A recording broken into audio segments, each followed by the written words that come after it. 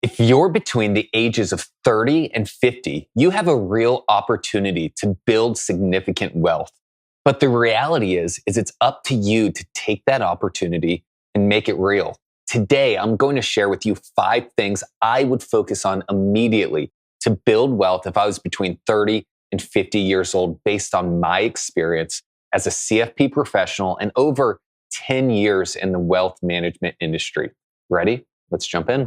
Number 1, get a budget in place. If you're watching this video, you are likely someone who is more successful in a monetary sense, at least, than the average person, or you want to be more successful than the average person.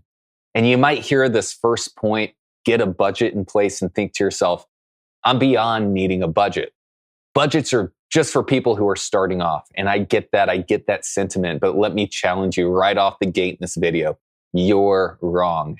I want to scare you with the statistic here. So 80% of NFL players go broke within 2 years of retiring from pro sports. Now, these are people making some of the highest incomes in the world and an absolutely staggering, 80% number of them end up with nothing. The lesson here that you need to know is that you can spin through a high salary if you don't have discipline. Budgets are actually for everyone. Now, when it comes to budgets, you don't necessarily need a line-by-line budget if you're a fairly responsible spender and you have a decent income, okay? But having a rough budgetary figure for the big spending categories can often be enough. So think about your house, your car, big vacations, etc. These big ticket items are the items that really matter. That being said, you may be somebody who just needs a detailed breakdown of your budget as well, whether you make a lot of money or don't. And there's nothing wrong with that. These days, there's actually so many really good budgeting apps and websites that you can choose from. And I highly recommend checking those out, whether you make a bunch of money or whether you're just starting out and trying to increase your income. Budgets are for everyone. Number 2, automate your savings and invest aggressively. The key to building wealth is investing in growth-producing assets. The stock market is the primary way many people do that. Now, to build wealth and take full potential of your future, I would recommend you automate your savings directly into your investment accounts each month. So it's on autopilot. And then you invest that money in a portfolio that can grow.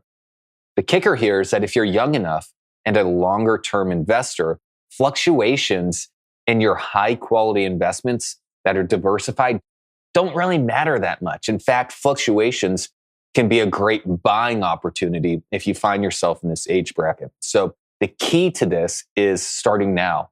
For example, I want to show you something that's kind of staggering.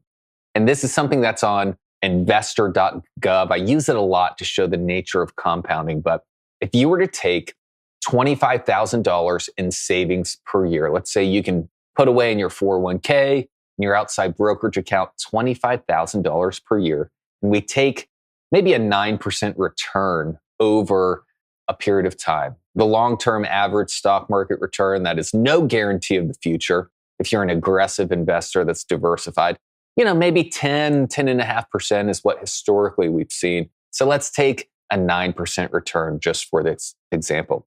If you invested that $25,000 in savings per year over 15 years, you would end up after that 15 years with $733,000 or so, plus or minus, right?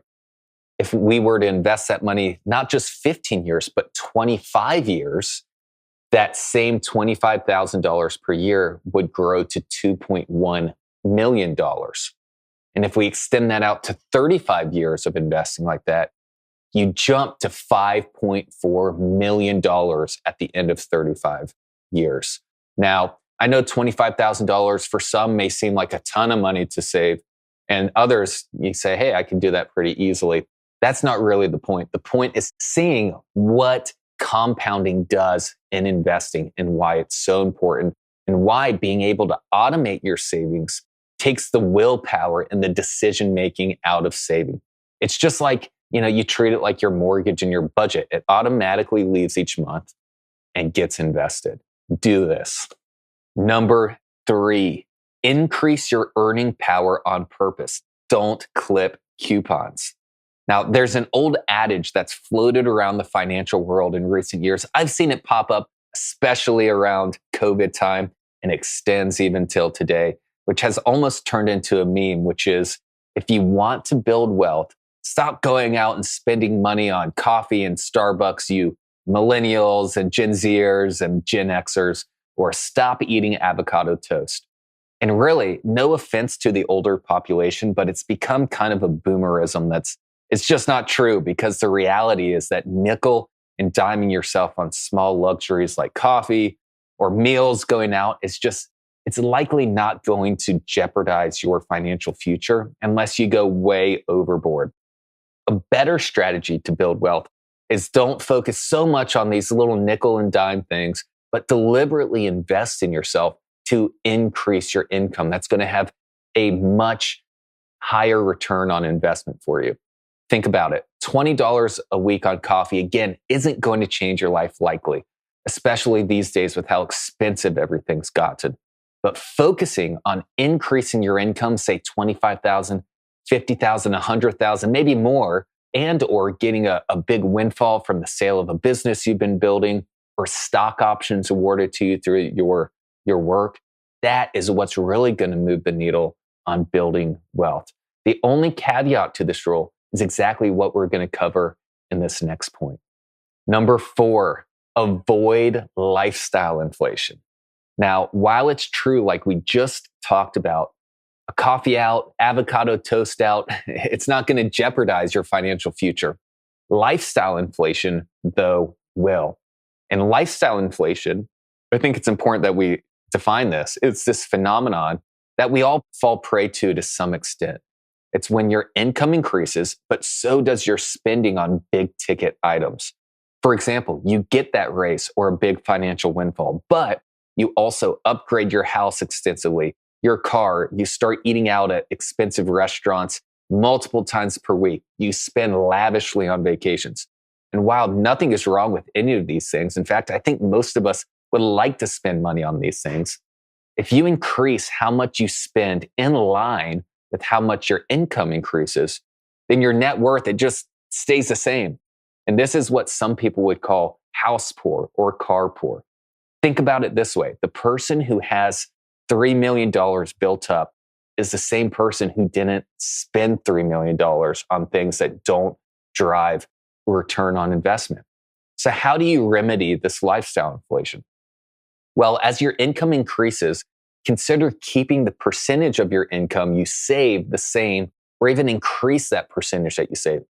For example, let's say you're saving $50,000 per year on your $500,000 income, so 10%. And by any means, this is a really healthy savings rate and a very high income. Then your income, maybe you increase it to $750,000. And if you continue to simply save 10%, now you're saving $75,000 per year, but it's still that 10% of your overall income. Better yet, you likely have more margin in your budget, so maybe you try increasing your saving from 10 to 15%. That ends up going from saving $50,000 to over $100,000 per year. And that is how wealth is truly built. By the way, this principle isn't just for somebody making $500,000 or $1 million plus in income per year. This same principle holds true if you're making $50,000 per year and you end up increasing your salary to $75,000 per year. Even that jump has a huge impact on your life. So make sure you steward it well. Number 5, don't make dumb mistakes. And this is where things are going to get controversial, okay? I've saved this most important point for last, and I see this all the time, and it makes me sad.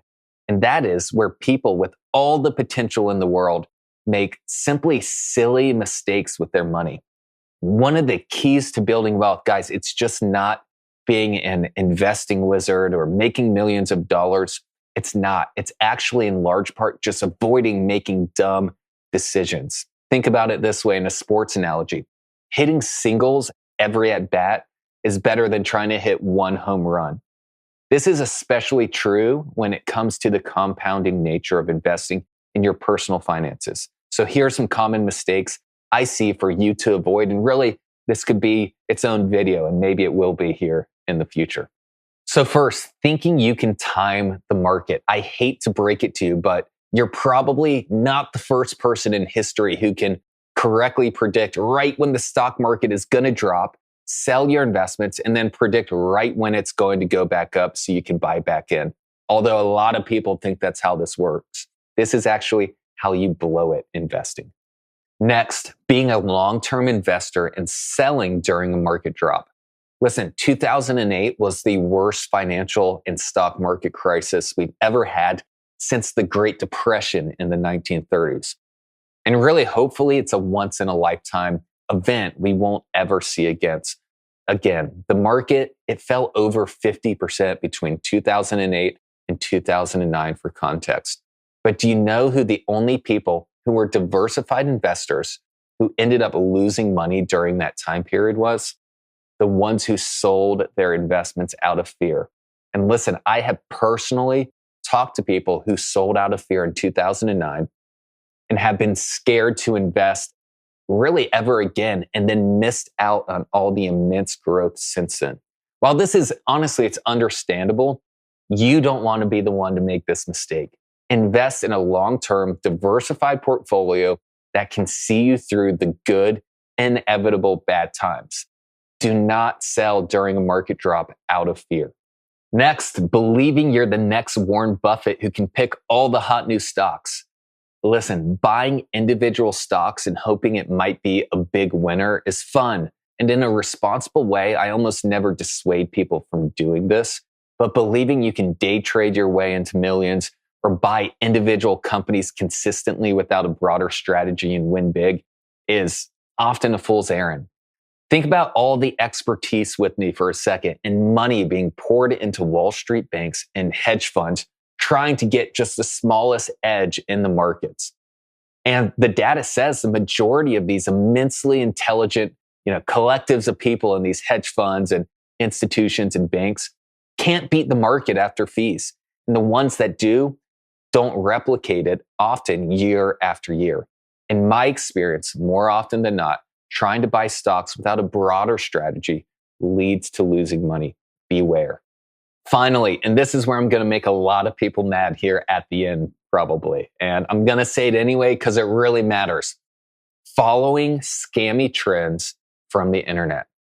With the rise of TikTok, crypto, and social media, there are so many untrue and downright malevolent grifters who try to make compelling cases for why you should make a financial decision with your money. Usually, the result ends up being bad for you and good for the pockets of the person telling you the information. I often see this, guys, with insurance and annuity grifts, crypto grifts, and day trading grifts. Be mindful of this and beware. I love working with people in this age range between 30 and 50, as well as my retiree clients, because this age range, you really have an opportunity to have big impacts on building real wealth with small changes in your financial plan and investing. I help people do exactly this. And in the bottom of this description, there'll be a link that if you'd like to explore if it might be a good fit for you and for us to potentially work together to help you build that long-term wealth and financial independence. We can't work with everybody, but we can at least help everyone and point you in the right direction. Feel free to reach out below, and thank you for watching. The content provided is for general information and educational purposes only and should not be considered a recommendation of any particular strategy, investment product, or investing advice of any kind. Content is not intended to be and should not be construed as legal or tax advice and/or a legal opinion. Please consult a financial professional for your specific situation. Investing involves risks, including the loss of the entire principal. Past performance does not guarantee future results. The views and opinions expressed here are of the author and do not necessarily reflect the opinion of Shrum Private Wealth Management, LLC. Investment advisory services offered through Shrum Private Wealth Management, LLC, an SEC-registered investment advisor.